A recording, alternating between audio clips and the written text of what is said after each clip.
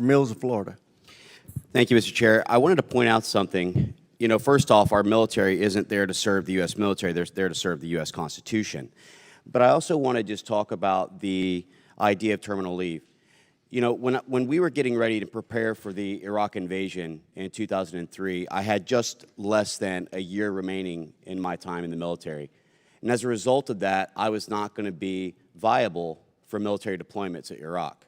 I had to actually go to our brigade commander at the time, who was Colonel Arnold Bray, and get a 6-month extension waiver in order to even have enough time to be qualified so that I could deploy to then be stop loss so that I could actually participate in that war. So the point is that it doesn't actually, in any way, if you are on terminal leave, and in most cases, if there's not a stop loss as a result of a deployment because you have less than 12 months in, you don't even have the ability to deploy.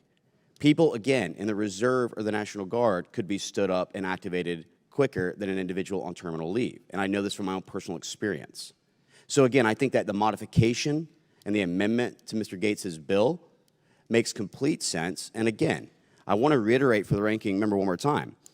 Our armed forces, their loyalty is not to the U.S. military. Their loyalty is to the U.S. Constitution and the American people. With that, I yield back.